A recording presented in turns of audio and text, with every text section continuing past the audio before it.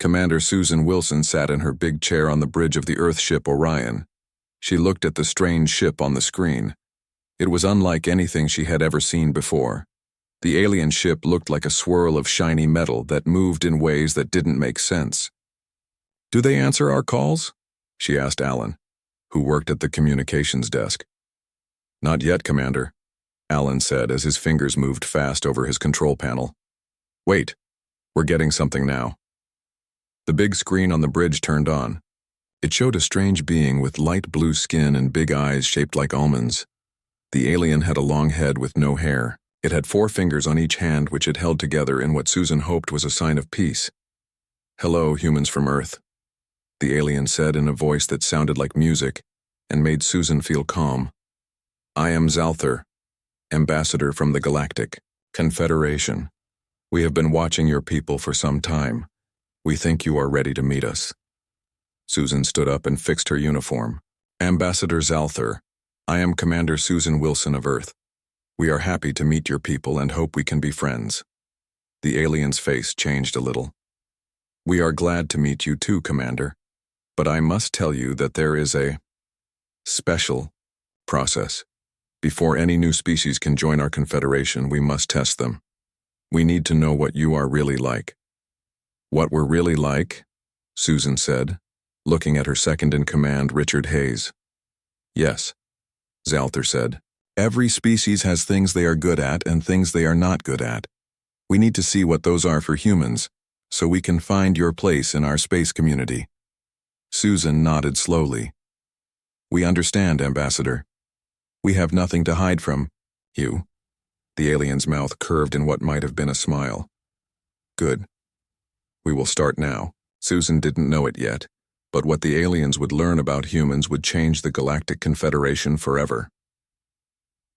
The next day, Susan met with her top officers in the ship's meeting room. The walls were plain and gray, but the view of space through the window was beautiful. Stars shone like tiny diamonds on black velvet. "The aliens want to test us," she told her team. "They've asked 20 of our crew to go to their ship. They say the test won't hurt and will help them understand us better." Chief Medical Officer Jack Brown frowned. "What kind of tests? Are they safe?" "They promise the tests are just to learn about us," Susan said. "Nothing harmful." Security Chief Laura Green didn't look happy. "I don't like it. We don't know these aliens. This could be a trap." Susan understood their worry. "That's why I'm going too. And if anything seems wrong, we'll leave right away." Richard spoke up. "The ambassador seems honest, and this could be a big step for humanity. We've been looking for alien life for hundreds of years. Now they've found us." The team talked for another hour. Some were excited, others worried. In the end, Susan made her decision. "We'll do the tests. This is too important to pass up." Later that day, Susan met Ambassador Zalthar in the ship's meeting room. The alien sat across from her, studying her, with those big eyes. "Your people have agreed to the evaluation?" Zalthar asked. "Yes," Susan said. 20 volunteers, including me. "But we want to know more about these tests." Zalthar nodded. "That is fair. We will test your physical abilities. How strong you are, how fast you can run, how long you can work without rest. We will test your minds, how you solve problems, how you think, what you believe. And we will learn about your emotions, what makes you happy, sad, angry." "Why do you need to know all this?" Susan asked. The alien was quiet for a moment. "The universe is very big, Commander Wilson, and it can be dangerous. The Confederation has 200 different species working together. We need to know if humans will fit in, or if you will cause problems." "Problems? What kind of problems could we cause?" Zalthar's eyes seemed to darken. "Some species are naturally violent. Some cannot control their emotions. Some have beliefs that make it hard for them to accept other ways of life." "And if you decide we have these problems," Susan asked, not liking where this was going, "then we would limit your contact with other species, for everyone's safety." Susan felt a chill. This wasn't just a friendly meeting. It was a test that would decide Earth's future in space. "We'll take your tests, Ambassador. and I'm sure you'll find that humans are ready to join your confederation. Zalthur stood up. We shall see, Commander. We begin tomorrow. After the alien left, Susan looked out at the stars.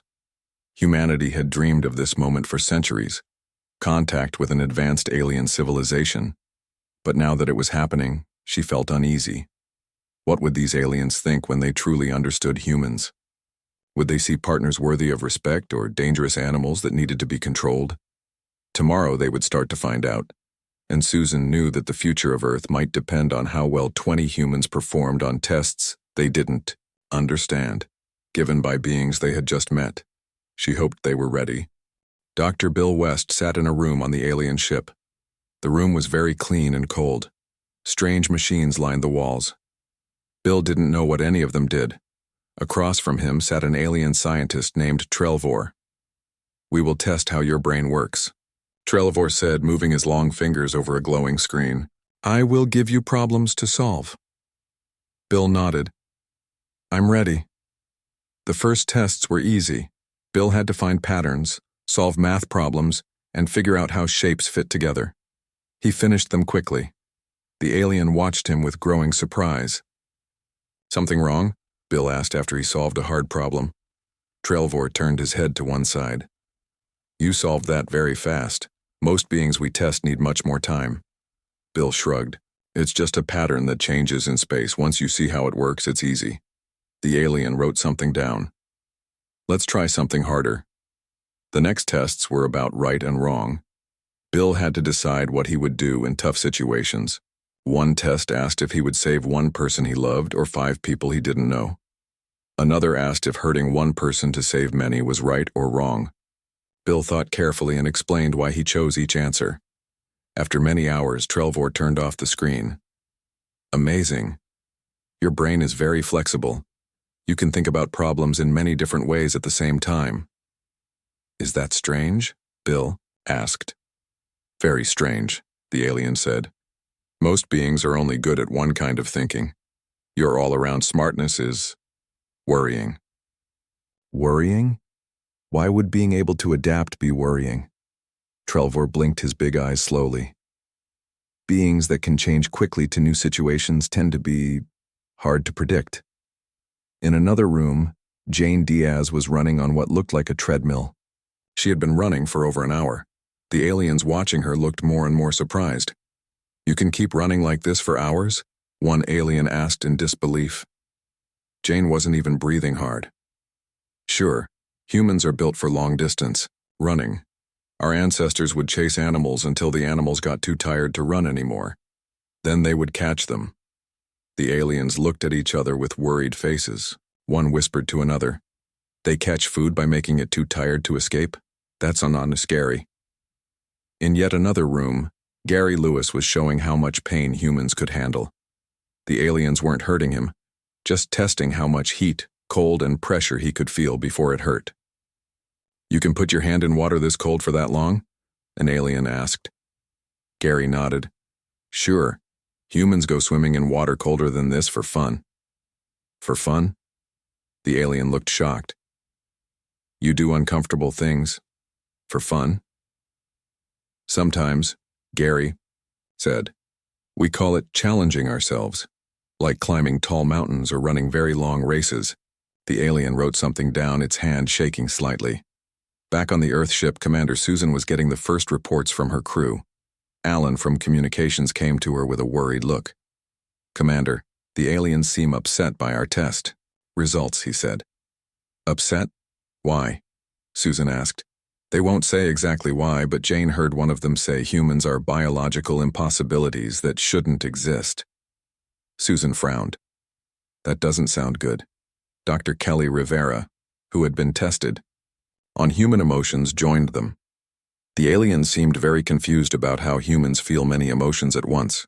I told them I could be happy about one thing and sad about another at the same time.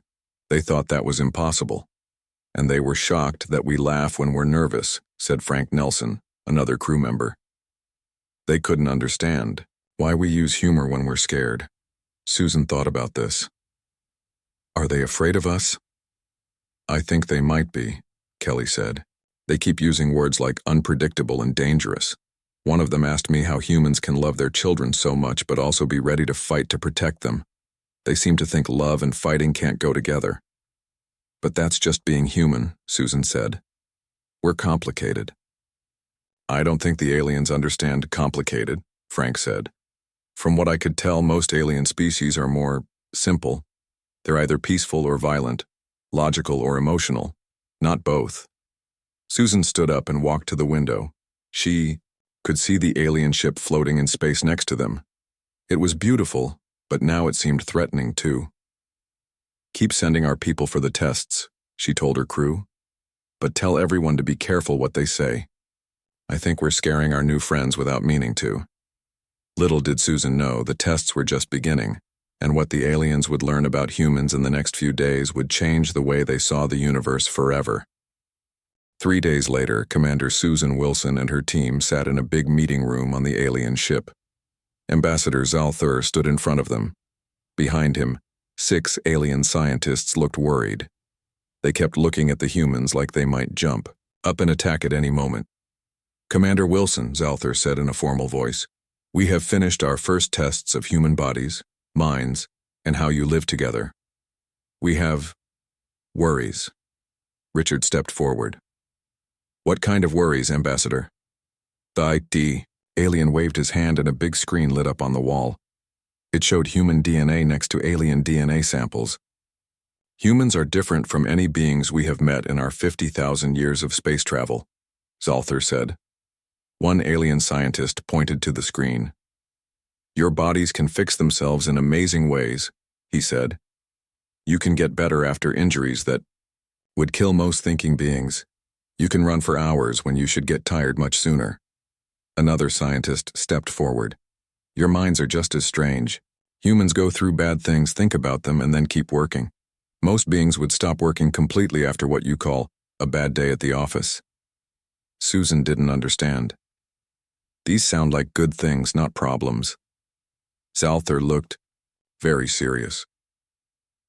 Commander, you don't get it. Your kind sleeps. You choose to go unconscious and see strange things, then wake up and act normal. You mean dreams? Kelly asked. All humans dream.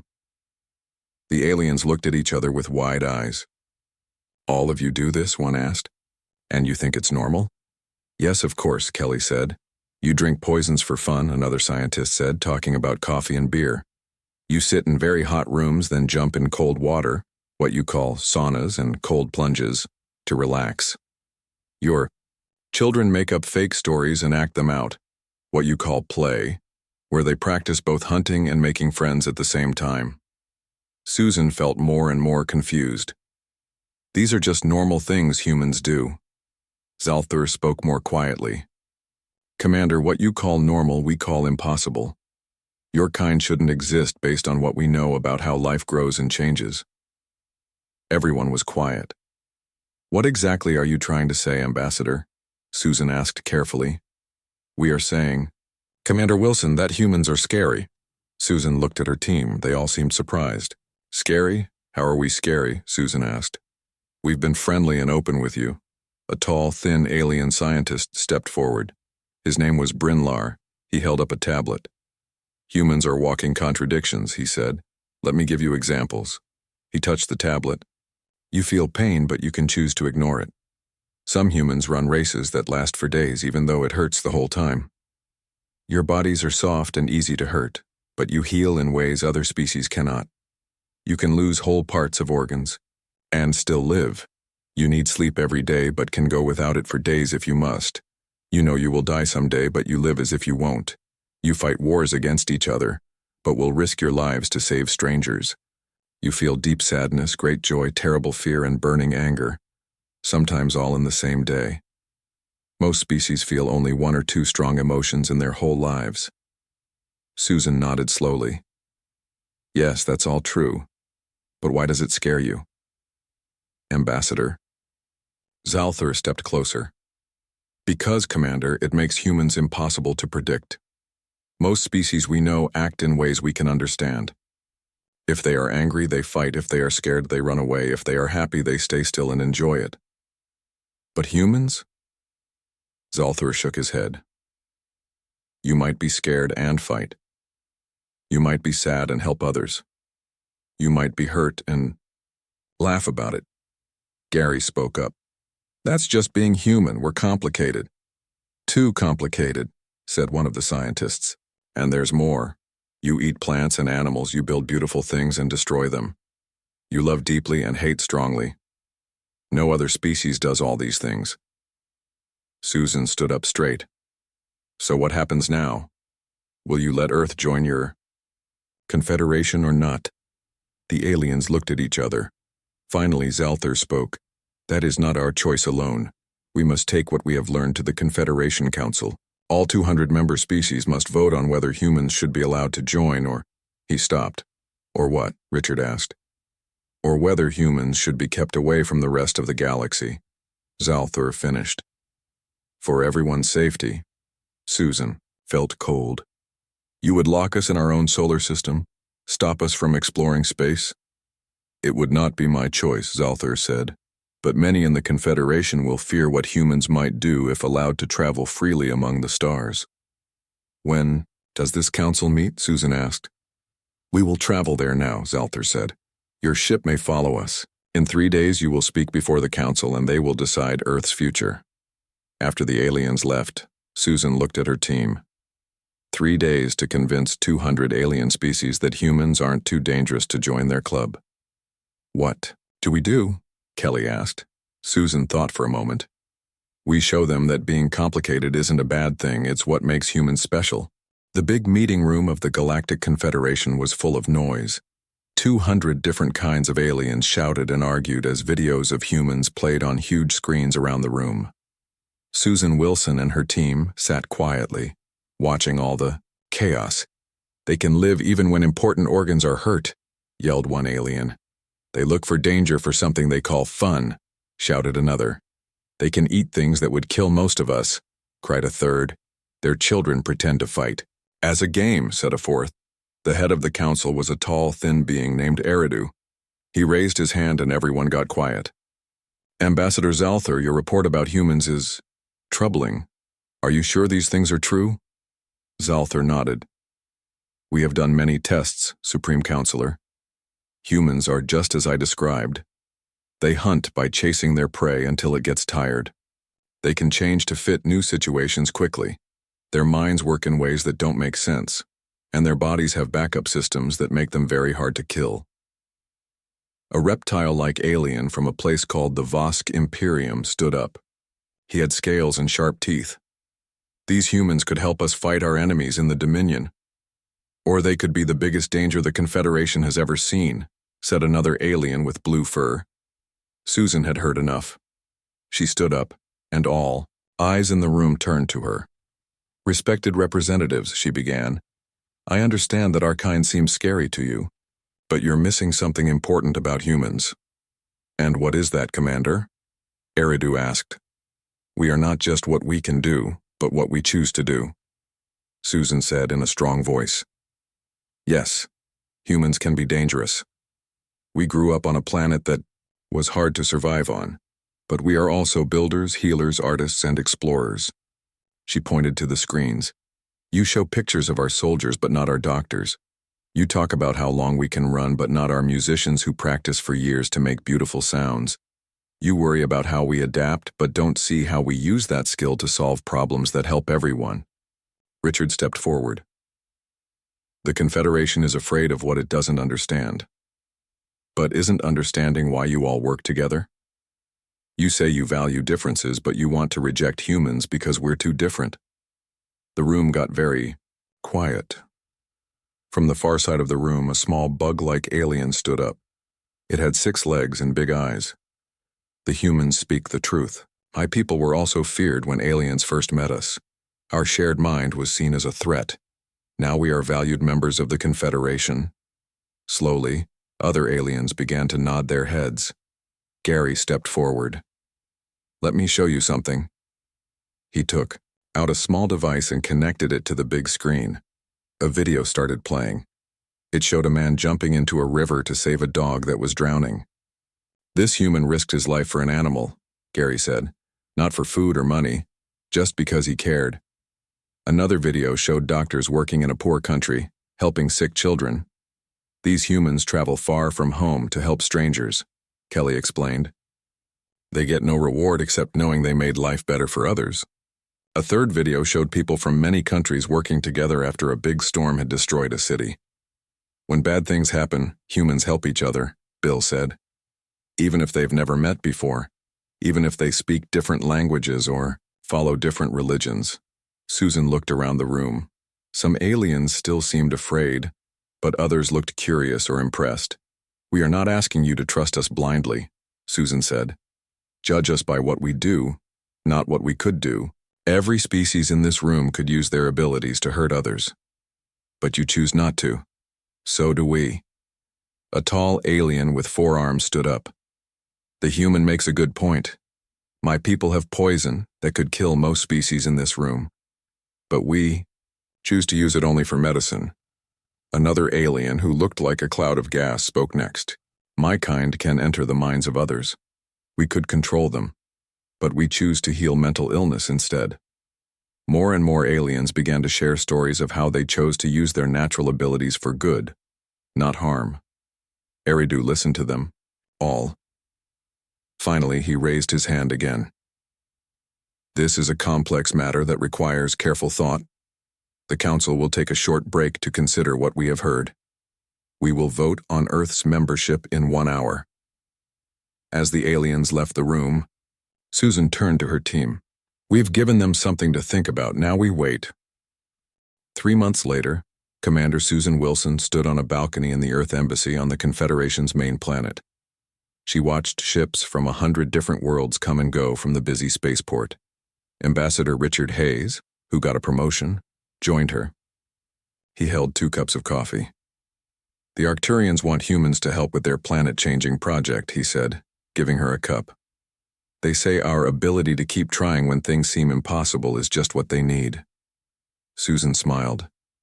And the Vosk, lizard people? Still trying to understand why we care so much about each person when we can also fight so hard to protect our own. Richard took a drink of his coffee. They think we don't make sense. We don't make sense, Susan replied. That's what makes us human.